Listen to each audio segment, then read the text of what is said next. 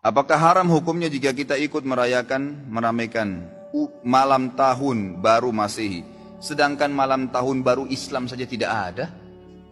Apalagi malam tahun baru Masehi, gitu kan? Coba ikhwah, ada yang punya riwayat satu aja. Nabi SAW pernah merayakan malam tahun baru 1 Muharram. Tidak pernah satu kali pun Nabi SAW merayakan tahun baru Islam 1 Muharram. Tidak pernah ada malam lebarannya dan seterusnya.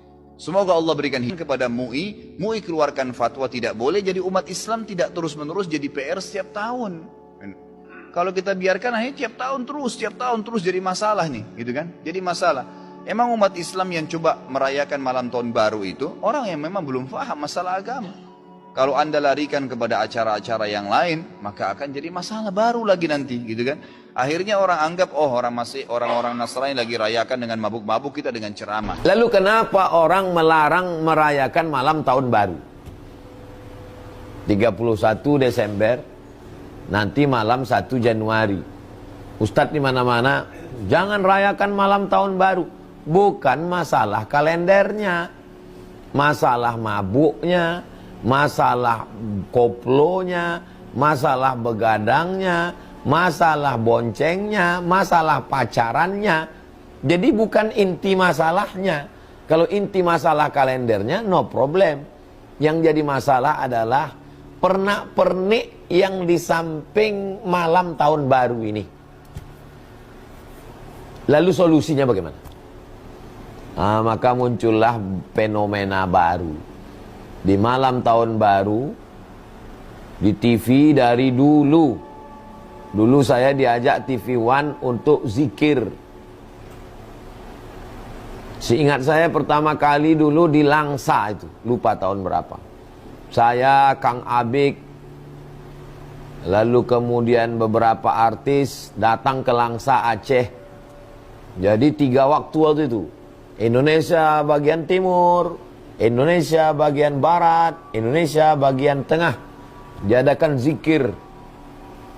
Masjid-masjid Islamic Center juga mengadakan zikir. Zikir apa ini?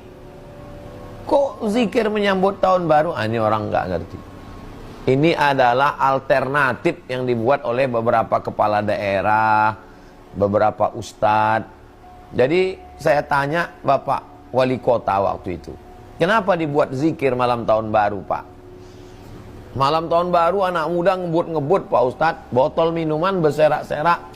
Jadi saya berpikir untuk mengundang mursyid tarekat Naqsabandiyah, ahli zikir.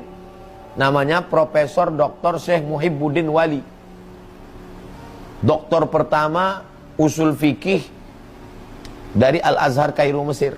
Anak dari seorang wali Allah namanya Syekh Muda Wali, Syekh Muhammad Wali, mursyid tarekat Naqsabandiyah. Akhirnya diadakanlah zikir. Akhirnya malam tahun baru itu orang berzikir, nggak mabuk. Nah, jadi itu tolong pahami kronologisnya, jangan potong tengah. Apa nih umat Islam menyambut tahun baru? Nggak ada orang mau menyambut. Itu bukan masalah sambut menyambut, itu membuat solusi alternatif. Dan saya tahun ini Ustadz di mana? Tahun ini nanti tanggal 31 malam 1 di Kuala Lumpur. Insya Allah panjang umur sehat badan kalau tidak ada halangan. Sampai jam 12 lewat. Untuk melewatkan itu aja, habis itu pulang ke rumah. Jadi kalau kebetulan di kota jamaah sekalian ada acara zikir, datang. Nanti kalau ada yang nanya apa ini, ya jawablah seperti jawaban ini. Daripada nongkrong di rumah, iya siapa yang tahan di rumah? Duduk di rumah, ngopi, minum teh, nonton TV, main handphone, datang kawan nelpon. Ayolah bro, ngopi kita sebentar. Keluar, keluyuran. Na'udzubillah, apalagi yang belum menikah, yang lajang, yang gadis.